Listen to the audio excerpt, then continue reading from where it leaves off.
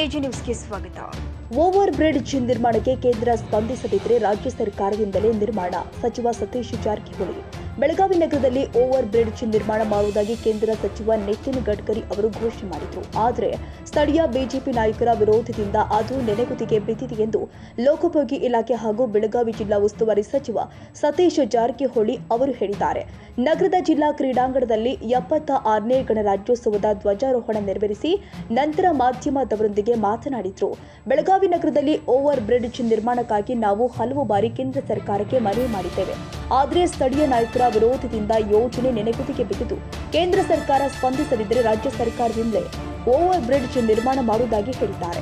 Over bridge ನಿರ್ಮಾಣ ಮಾಡುವುದಕ್ಕೆ ಕನಿಷ್ಠ 300 ಕೋಟಿ ಬೇಕಾಗಬಹುದು.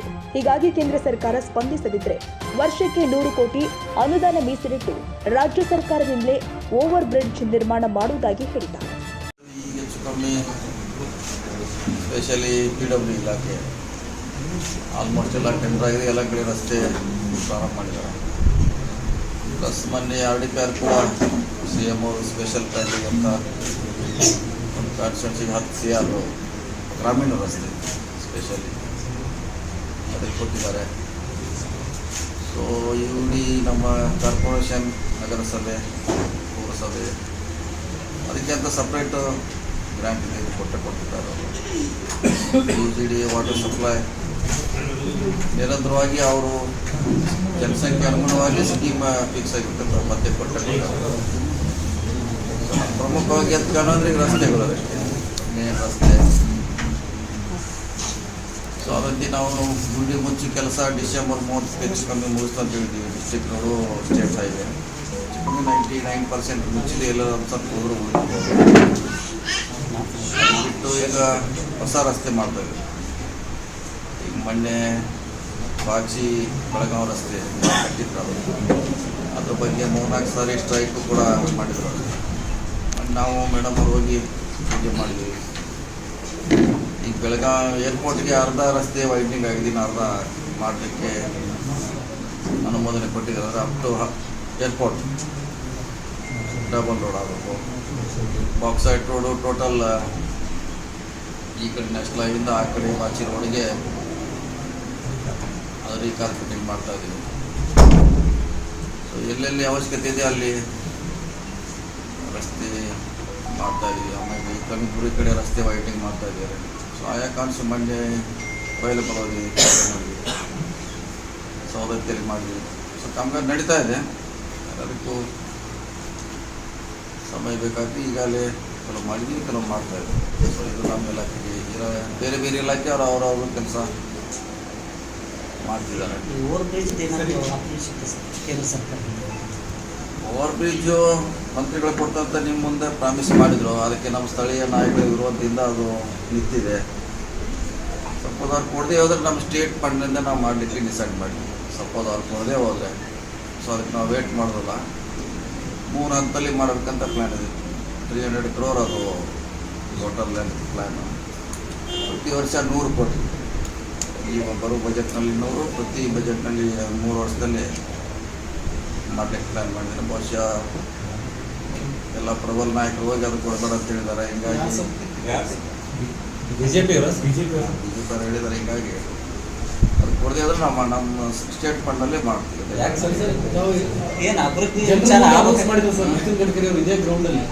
ಅವರೇ ಮಾಡಿದ್ರು. ಈಗ ನಮ್ಮ ರಿಕ್ವೆಸ್ಟ್ ಸುಮಾರು ಸಾರಿ ರಿಕ್ವೆಸ್ಟ್ ಮಾಡಿದ್ವಿ, ಅದು ಕೂಡ ಅವ್ರ ಸಮಸ್ಯೆ ತಂಗೆ ಕಾಣ್ತಿದೆ. ನಮ್ಮ ಭೇಟಿ ಆದರೆ ನಿಮ್ಮ ಮುಂದೆ ಹೇಳಿದಾರಲ್ಲ, ನಮ್ಮ ಭೇಟಿಯಾಗ ಪ್ರಶ್ನೆ ಇಲ್ಲ.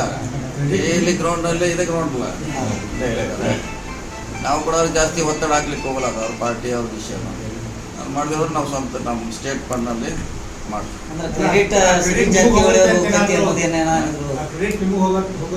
ಇದು ಅದಕ್ಕಿಂತ ಹೆಚ್ಚು ಬರ್ತದಲ್ಲ, ಇದು ನಮಗೆ ಬರ್ತದೆ. ನಮ್ಮ ಅದಕ್ಕಿಂತ ಜಾಸ್ತಿ ಬರ್ತೈತೆ. ಅದು 50-50 ಆದರೆ ಇದು 100. ಬೆಳಗಾವಿ DC ಕಚೇರಿ ದುಡ್ಡು ರಿಸರ್ವ್ ಇಟ್ಟಿದ್ದೀವಿ. ಆದರೆ ಇನ್ನು ಕ್ಯಾಬಿನೆಟಲ್ಲಿ ಅಪ್ರೂವ್ ಆಗಬೇಕು. ಅದನ್ನು ಈ ಬಜೆಟ್ನಲ್ಲಿ ಘೋಷಣೆ ಮಾಡಲಿಕ್ಕೆ ಪ್ರಯತ್ನ ಮಾಡ್ತೀವಿ. ಈ 2 ಮೇಜರ್ ಬೆಳಗಾವಿಗೆ ಬರಬೇಕಾದ ಯೋಜನೆ. ಘೋಷಣೆ ಆಗುತ್ತೆ ಸರ್ ಬೆಳಗಾವಿಗೆ. ವಿಶೇಷ ಏನು ಕೊಡ್ತಾನೆ ಇರ್ತಿಲ್ಲ, ಕೇಳೋದಕ್ಕೆ ಕೊಡ್ತಾನೆ ಇರ್ತೀವಿ. ವಿಶೇಷ ಏನು ಈಗ ಹೌದು, ಈ ಹಿಂದೆ ಸಿದ್ದರಾಮಯ್ಯ ಈಗ 10 ಕೋಟಿ ರೂಪಾಯಿ ಲಾಸ್ಟು ಸ್ಟೇಡಿಯಂ ಕೊಟ್ಟಿವಿ, ಇದು ಲೆವೆಲಿಂಗು ಕಂಪೌಂಡ್ ಅಂತ ಕೊಟ್ಟಿವಿ. ಈ ಸಾರಿ 10 ಕೋಟಿ ಕೊಡ್ತಾ ಇದೀವಿ. ಇದು ಯಾವ ಬಜೆಟ್ನಲ್ಲಿಲ್ಲ, ಘೋಷಣೆ ಇಲ್ಲ, ಇದಂಗೆ ಬಂದಂಗೆ ಕೊಡ್ತಾನೆ ಇರ್ತೀವಿ. ಗೋಕಾಕದಲ್ಲಿ ಫ್ಲಡ್ ಲೈಟ್ ನೈಟ್ ಕ್ರಿಕೆಟ್ ಆಡಲಿಕ್ಕೆ ಬಹುಶಃ ನಮ್ಮ ರಾಜ್ಯದಲ್ಲೇ ತಾಲೂಕಾ ಲೆವೆಲ್ದಲ್ಲಿ ಬಹುಶಃ ಆ ರೀತಿ ಸರ್ಕಾರಿ ಕ್ರೀಡಾಂಗಣ ಫಸ್ಟ್ ಅದು. ಇಲ್ಲಿ ನಮ್ಗೆ ಅವಕಾಶ ಇದೆ. ಹೊಸೂರು ಬ್ರಿಡ್ಜು ಬಾಳಸಿಂದ 40 ಕೋಟಿ ರೂಪಾಯಿ ಕೊಟ್ಟಿದ್ದೇವೆ, 40 crores. ಸೊ ಧಾರವಾಡದಿಂದ ಸವದತ್ತಿವರೆಗೆ ಸುಮಾರು ಟೋಟಲ್ ಲೆಂತ್, ಧಾರವಾಡದಿಂದ ಸವದತ್ತಿ ಬರಲಿಕ್ಕೆ CRFನಲ್ಲಿ ಟೋಟಲ್ ಲೆಂತ್ ಹೋಗಿ ಆ ಕಡೆ ಕುಲಕರ್ಣಿ ಅವ್ರ ಕಾನ್ಸ್ಟಿಟ್ಯೂನ್ಸಿ, ಈ ಕಡೆ ಹೋಗಿದ್ದವರು. ಕನ್ನಡಿಗರ ಮೆಚ್ಚಿನ ನಿಮ್ಮ AJ 24/7 ನ್ಯೂಸ್ ಕನ್ನಡ ವಾಹಿನಿ ಇದೀಗ ಟಿವಿಯಲ್ಲಿ ಲಭ್ಯ. ಒಂದು ವೇಳೆ ನೋಟಿಸ್ ಕೊಟ್ಟಿದ್ರೆ ವಾಪಸ್ ತಗೋತೀವಿ. ಇವತ್ತು ವಕ್ಫ್ ಪ್ರಾಪರ್ಟಿ ಅಂತೇಳಿ ಬರ್ತದೆ ಅಂತ ಹೇಳಿದ್ರೆ ರೈತರು ಬೀದಿಗೆ ಬಂದ್ರೆ ಏನ್ ಮಾಡ್ಬೇಕಾಗತ್ತೆ? ಯಾರು ವೋಟ್ ಹಾಕಲಿಲ್ಲ ಅಂದ್ರೆ ಗ್ಯಾರಂಟಿನೆಲ್ಲ ಸ್ಟಾಪ್ ಮಾಡ್ಬಿಡ್ತೀವಿ.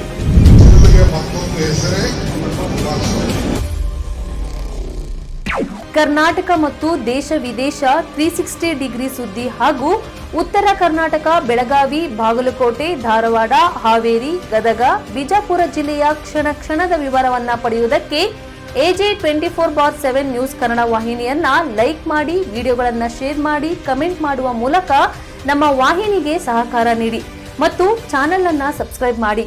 ಧನ್ಯವಾದಗಳು.